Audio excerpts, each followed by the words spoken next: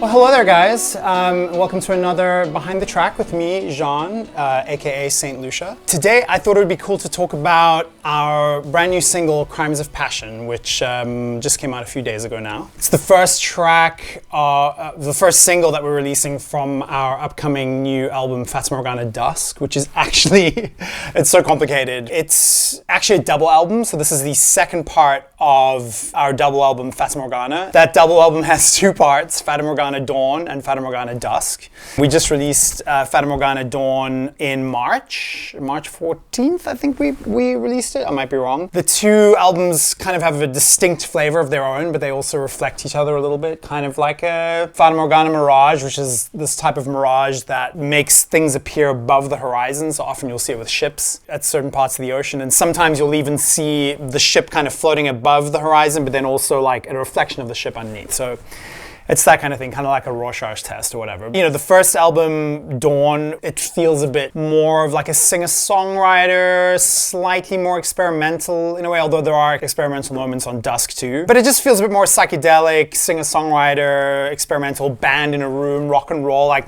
that kind of side of what we do of St. Lucia.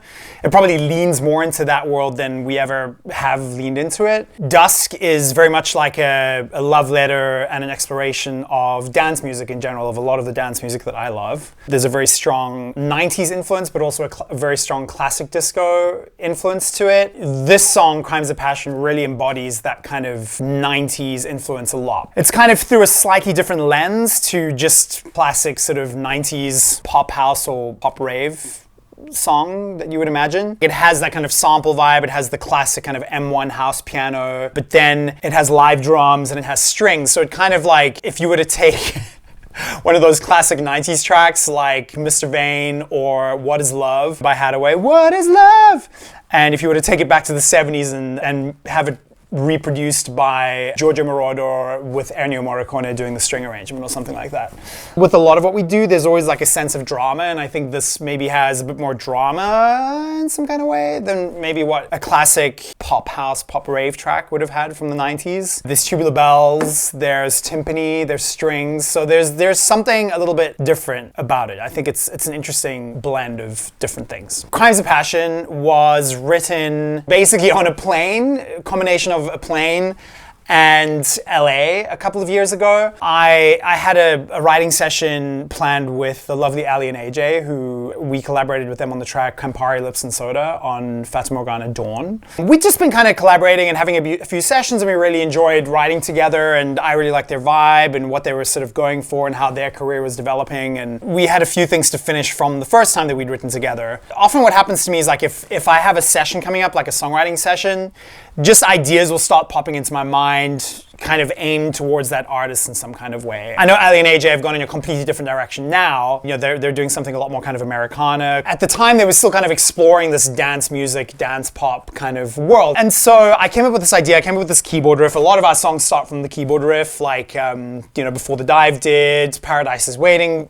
started from a keyboard riff. So this also came from that kind of like left-hand, right-hand keyboard riff. I came up with it here, I think, in Germany, and I maybe recorded a voice memo of it with my phone. It was pretty soon after that I left to go to LA to do this writing session, and one of my favorite places to develop ideas or just kind of develop the basic parts of an idea or sketch them out really is on a plane. Like I love sitting on a plane just with my laptop with a very minimal setup and kind of just exploring with soft synths and samples and just being in this very kind of limited space, minimal space where there's not that many options. I explored the idea, kind of developed it a little bit, then got to LA and had this session with Ali and AJ, and they came in and I played them the idea, and they seemed to vibe with it, they seemed to like it, and so we just worked on the idea, and I think, originally the idea was to have them sing on it, but then as things kind of developed, it just felt like, they already have a song on these two albums, and it just felt right that Patty sing the song, even though she didn't write it. Like, it was written by me and Ali and AJ, so in the end, Patty sang on the song. Like, the writing of the song was pretty easy, I would say. It wasn't,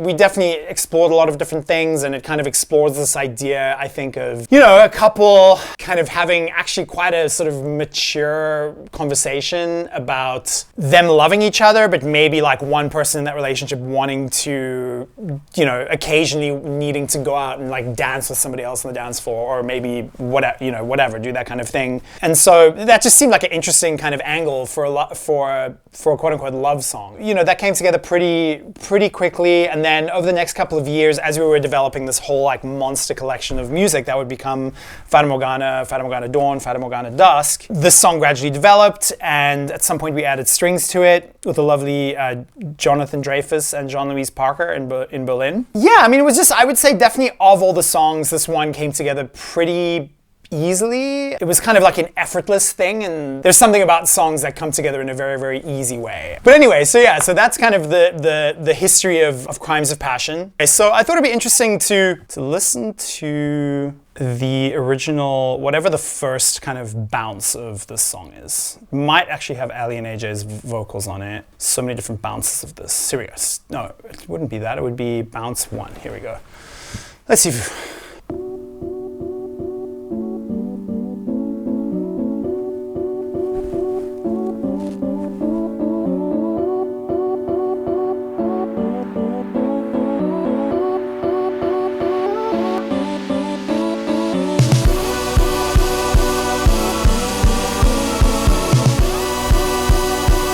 Interesting.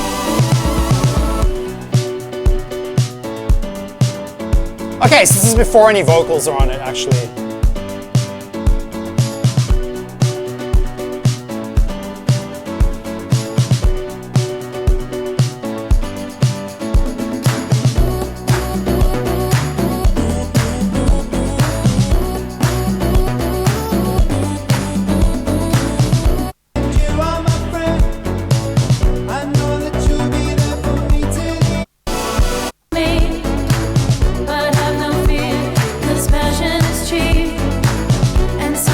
Yeah, so that actually has Ali and AJ's vocals. For a St. Lucia song, it kind of has a relatively simple arrangement in a way. A lot of our stuff gets very, very complex, but I mean, if you look at the session here, there's still like 265 audio tracks. But again, a lot of that stuff is like effects. A lot of it, I mean, part of it is like over here, you can see there's like a whole choir stack that me and Patty made, which maybe that's an interesting place to start. Let's have a listen to that. So that just like kind of doubles the strings. Actually, let's go over here.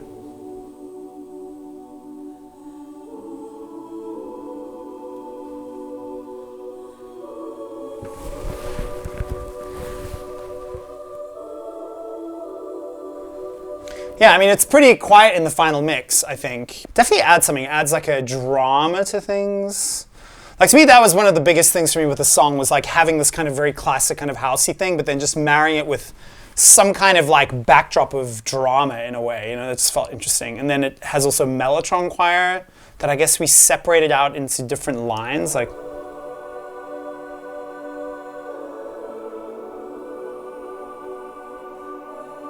Yeah, that's something I do sometimes that I sort of got from Radiohead, I would guess. I mean, most of the time I use this mellotron choir, it comes from just me having discovered it on Oika Computer.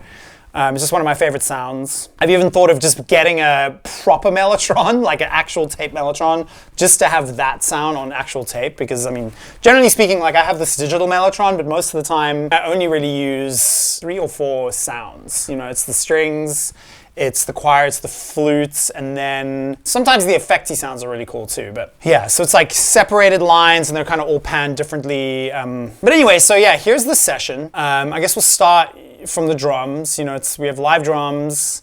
Over here we have, I did this a lot on this record actually, Fata Morgana Dawn. There's a lot of just real drum kit. Everything's just like open. Not everything's open, but you know, pretty much all the drum mics coming in. With this record, to get kind of more of that like dancey vibe, I guess, and that consistent kick drum, because I think people kind of, it feels to me like people respond to that on the dance floors when you have this kind of consistent kick. We actually muted the real kick drum a lot of the time, and basically what I went and did is I would get like Dustin to play. Dustin is our amazing drummer, and I would get Dustin to play. I actually spoke about this in a previous video, but I'll speak about it again. I got Dustin to play, you know, the 4 and the full like doom ga doom but not to play the kick drum on the snare. And then I would go and I would essentially create a MIDI track in Logic of the kick, basically. So do whatever tightening up it feels like needs to happen. And then go and make like a MIDI track of the kick drum. And then I'll go make a MIDI track of basically, in Logic you have this function where you convert audio to MIDI and it just takes the quantization data or whatever and it creates MIDI notes. And then I'll go and I'll like remove all of the fills. So like all of these, you know, here you can see there's a bunch of fills like that, like we don't want a kick drum doing that. We just want buh. I'll combine the actual live kick drum MIDI data with the live snare MIDI data with the fills removed, and that'll create a sample kick drum track that lines up with the kick and the snare, the live kick and the snare. And then that just gives you that kind of consistent thing, you know, and here you can see just the volume of it is essentially exactly the same the whole way through. So once again, this is not Chris Zane's mix. Chris Zane mixed this, our wonderful mixer and friend, and this is like my working mix or whatever. I listened to it a little bit earlier. It doesn't sound great, but whatever. We can suspend disbelief. Here we go. So there we go. That's the kick drum. That's how it starts. And then snare. You know. So the original kick drum sounds like this. Great kick, but it needed that kind of 4 on the floor thing. So here we go. And then a little space echo stereo, actually mono space echo delay. Oh, and then I have a stereo one as well, okay.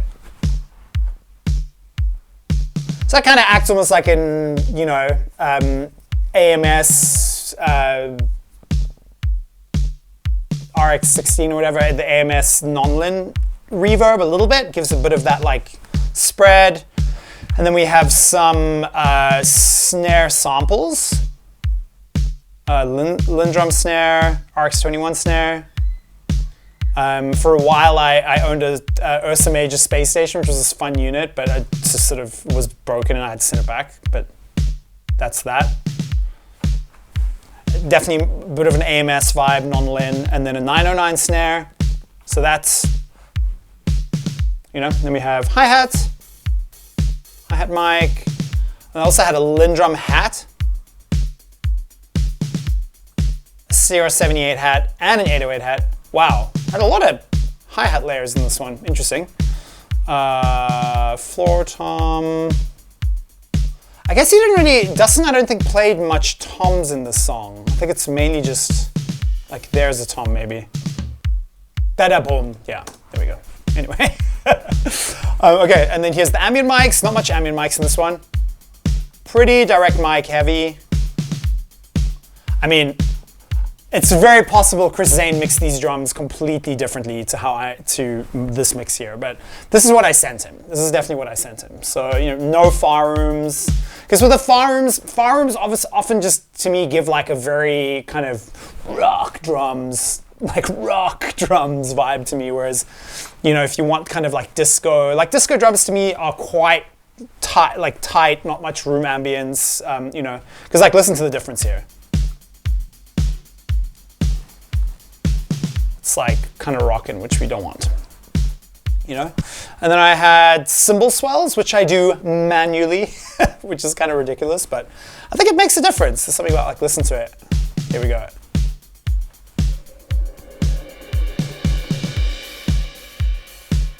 With mallets, you know, to get that soft kind of orchestral sound a little bit. And then we had, Dustin did some timbales and stuff in, did he do them? Yes, Dustin did some timbales and rototoms at Mission Sound when he recorded this. And they're not very loud in the final mix, but here we go, you can hear them.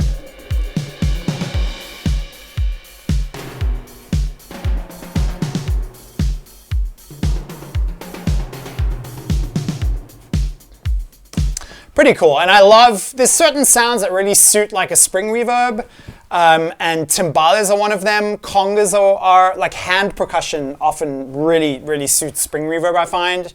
I have this great Knas Ekdal spring reverb over here. Can I not break a cable while I'm doing it? This thing is really awesome. This thing. This thing is really awesome. It is a let's just get it in focus by my face. Great little spring reverb. You can mess with the springs. You can get amazing, like, kind of vintage sounding explosion sounds out of it. There's like, so you hear a lot of it in our song Separate Worlds, and then also in Falling Asleep, those kind of like gunshotty sounds is all this guy. Really great little guy. It's mono, but that's great. For stereo spring, I use my Space Echo, although I would like to get a nice stereo spring. And then, of course, we have claps, which I think was me, Patty, and Ali and AJ. Clapping in the room. Great claps. Okay, and then we have, maybe I should just loop this bit and just, there we go. Okay, so then, and then we also have a 909 clap, because that's kind of the classic house sound. Let's just see how this sounds by itself. I don't think it was very loud. Oh, what did I do here? No, I don't want to sample replace it. You silly. What the hell? Okay, anyway, here we go. I think it was definitely louder in the final mix. Yeah, there we go. Tambourine. Pretty sure that was Patty. We had cowbell in there, but in the end it just felt like too much. Tambourine hits, of course.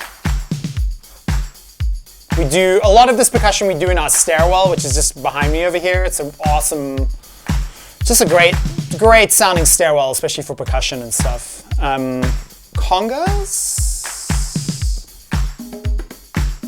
also in the stairwell.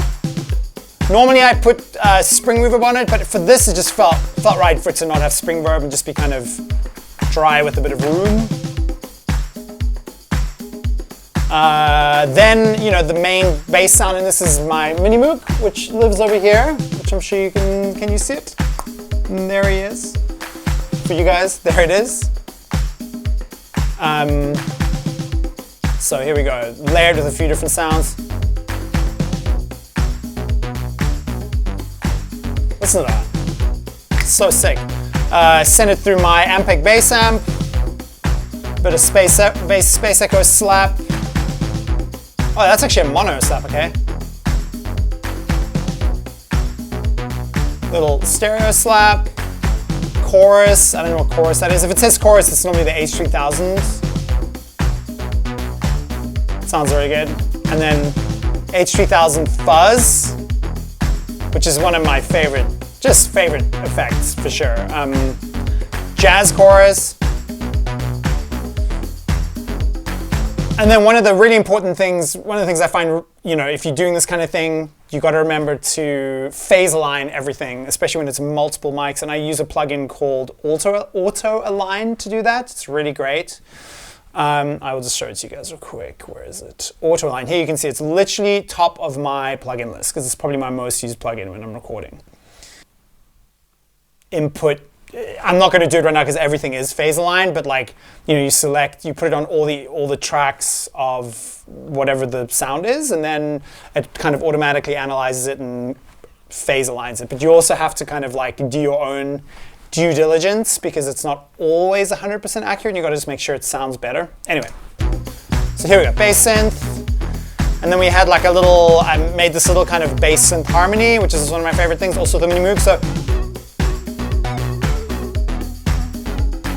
mono space echo 16th, 8th note.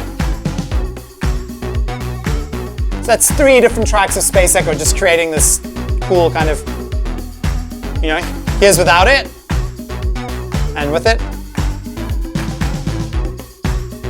Chorus for width, of course, and jazz chorus also for width. So that's one sound, you know, with like 2, 3, 4, 5, with 6 tracks. Sometimes it just needs that much, you know. Sometimes it needs nothing. Sometimes it needs more. Okay, and then we get to the house piano, the classic house piano. So this, as you heard in the original demo, that was just an upright piano, which sounded cool, but it felt to me like it just needed more than just a like an upright piano sound. And so I tried just layering a few things. And then obviously, you know, I tried the M1 as well. Tried just having strictly the Korg M1, which is like the classic house piano sound. So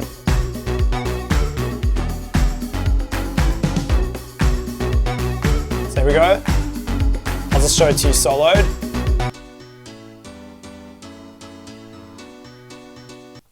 So this is just dry.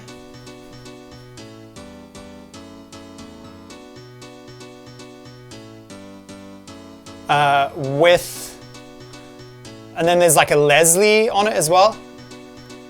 Like it's one of my favorite effects actually. Oh, and I use this is the UAD plugin emulation of Leslie. This is the best Leslie emulation plugin, and I love a Leslie. Leslie is one of the most underrated effects. Because some people just associate it with that like classic rock and roll thing, but it's a really great modulation effect for width and just gives it like a bit of a weird thing. So there it is, you know? And then, you know, has all these other effects on it. Space Echo slap.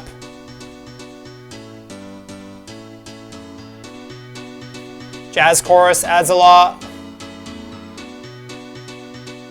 A lot of space echoes. So that's the M1. But then it also felt like it needed some other stuff. So we added the piano here that we have, which then it's like this. And then there's the sample piano, which is we used the UAD Ravel piano, which just gave it this lot more top end. So that's the piano sound of the song, basically. And here it is in the track.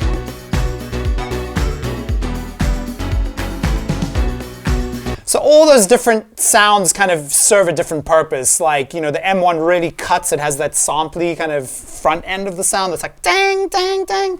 And then the other sounds add a bit more mid-range, a bit more, just whatever it might be. And they kind of all work together in the track to make it not just sound like exactly like the sound you've always heard before, but with a bit of a twist. To me, that's what it feels like. And then we have the Prophet is doing something. Is the Prophet just doubling that part? Let's hear it. Ooh. Wow, that's very... That really reminds me of that Foreigner song. I can't remember which song, which Foreigner song. No, it's that Led Zeppelin song. All of my love, all of my... It just reminds you of that song. And then, here we go, Matrix 12, Prophet double. Together. So that's doubling that whole sound, and this is it all together. You can barely hear that sound, but it's definitely in there in the mix and it adds something. I guess let's just quickly go to this bit where it kind of goes crazy, because that's more or less... That's almost everything that's in the track, apart from the strings. So then we have this bit that's kind of the breakdown where we have a mini moog coming in that's just kind of a wham, so it's this. Very dramatic. Oh my God, what's happening? Then we have a totally open synth thing. You know, so the mini moog sounds like this. It's like full rip. One of my favorite. Only the mini moog sounds like that to my ears. And then we have an open Prophet doing this. Juno and Prophet. Anyway.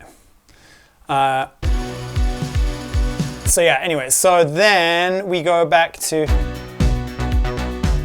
Okay.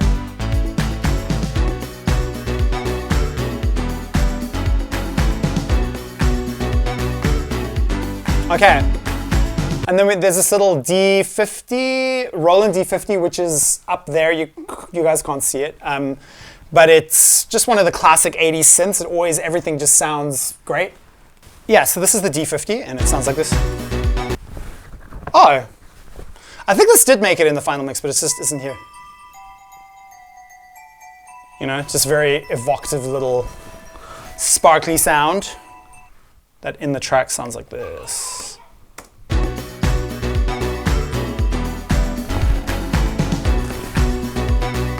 Has that kind of belly vibe to it. B3, I don't think B3 made it into the final track, but you guys can hear it possibly. Let's see if this.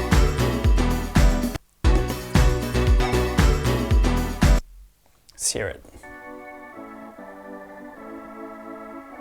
Yeah, it didn't make it. It just felt too classic. It just felt unnecessary. Like it kind of added something cool and unexpected, but it felt unnecessary. And then we have the strings, which, oh man, I think unfortunately I'll probably need to have strings on every record from now on because they add so much. You know, you just have to hear. I mean, this is just where am I going to do it from? I'm going to probably do it from here. Let's see, the end. Just sounds so epic. It's insane. So here we go.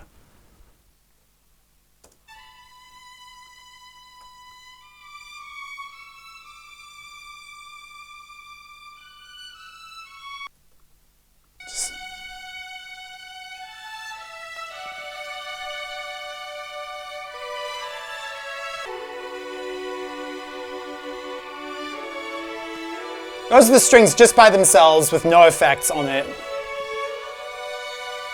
In the beautiful hall in Funkhaus in Berlin. And, you know, Jonathan and Jean-Louis basically, I'll just play from the beginning while I talk over it. So, you know, Jonathan and Jean-Louis, who did the strings on this, basically stack, the two of them play each of these parts and move around a whole variety of mics to kind of mimic a real string section and how they would be positioned. And this is just the two of them all stacked together in a beautiful hall that has beautiful acoustics, and then added some space echo to that.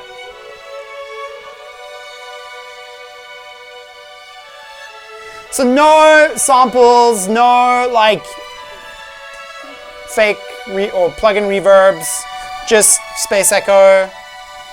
I mean, what else do you need? That's just insane. And in the track, sounds like this.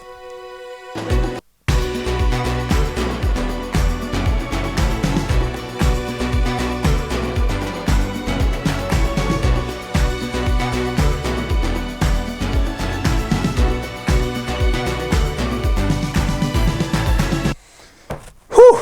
Yeah, it's just heartbreaking. At some point we had, it felt like just the classic kind of St. Lucia thing to do would be to have a rhythm guitar part, but it didn't make it in the end. It just felt like too much, but this is what it was.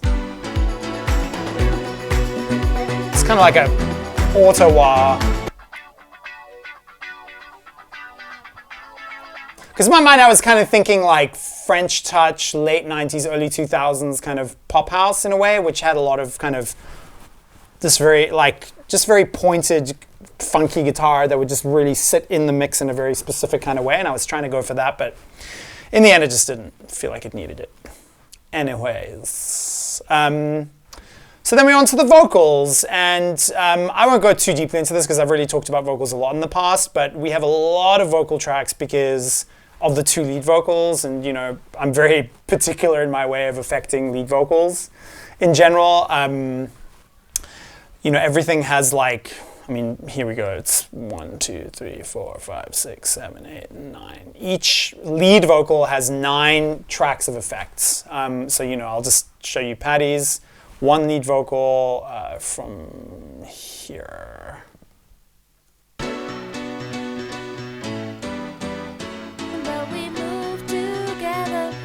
Let's mention D.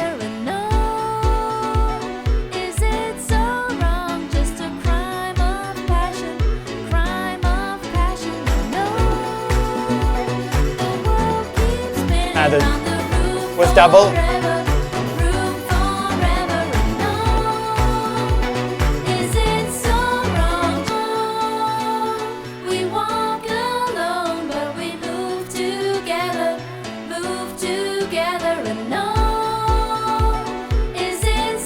We had more doubles.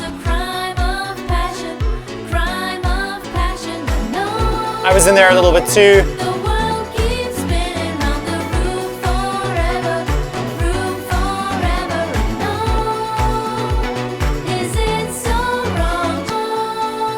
Sorry, that keeps like just wrecking our day. Here we go.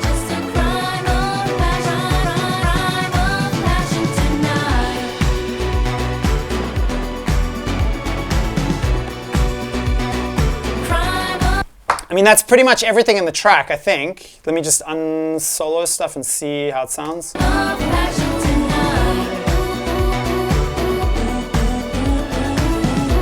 So yeah, then very similar thing with my lead vocals. I think I actually had a vocoder, a little bit of vocoder on mine. I kind of wanted each of the two vocal sounds to have their own like distinct vibe in a way. So, you know, mine is very much just my voice singing, and then with Patty's, we had Patty, and then we had Emilia Deeg, who's actually Patty's goddaughter, sing on the track as well. She sings on a lot of our music. She's just kind of our secret weapon. She just has this voice that sounds amazing as part of the group and by itself, which I'm sure we'll do someday, just have her by herself. And then a friend of ours called Patiswa Mabangane, who I met during this Johnny Clegg tribute thing that I did, and she also added her vocals, and it kind of like felt like interesting to almost have like womanhood itself kind of speaking for itself. Like, it's not just Patty, it's almost like this group, but it's definitely Patty in the forefront. But I did that all in a separate session, so it's not in here, but it's not that important to this conversation that we're having over here. But yeah, anyway, that's pretty much Crimes of Passion. You know, in terms of the amount of things going on at the same time, not that bad for a St. Lucia song. Obviously a lot of effects, you know, but it's mainly just that like house piano thing, the bass synth, the drums, a bit of percussion, actually not that much percussion. Again, by our standards, just claps, tambourine hits, congas, and then a couple little effecty things. I just kind of really wanted it to have this classic vibe, you know? And, oh yeah, we never talked about the vocal sample. That we never went into, so I'll just quickly go into that. So here it is. And this is what it sounds like. It's basically, often with these kinds of things, like we did it with, I guess a vocal sample thing is we've used it in quite a lot of songs. It's kind of a St. Lucia staple. And similarly in Dancing on Glass, we just added all different layers of like delays and distortion to kind of bring that sound to life. So this is just what it sounds like by itself. Let's see here.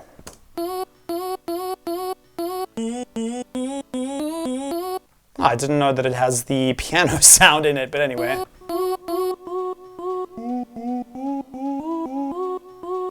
Yeah, I'm not sure why it has the piano sound. Anyway, maybe that gave the track something, but anyway, that's it. Then it has space echo. And then it has this distortion.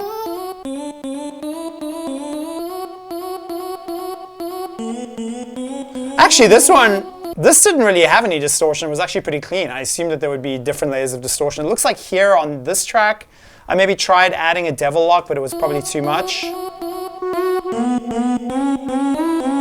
Yeah, no, that's not good. So, good call there, Johnny. So that's it. That's the vocal sample in the track. Sounds like this. I mean, it's a bit low right now in the mix, but anyway, you get the idea.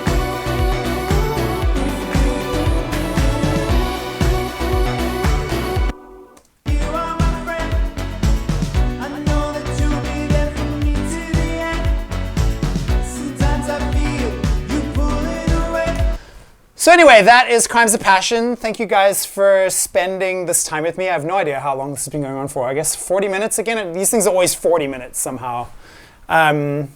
Apologies if I repeated myself. I guess I do things in a very similar way on a lot of the tracks. I've just found this way of working that kind of works for me and these methods. And yeah, hopefully you learned something, and if not, just enjoyed yourself and feel like this was time well spent. Once again, I'm Jean, aka St. Lucia, and this has been wonderful to share this with you guys, and hopefully we do it again soon. Bam. Have a good day.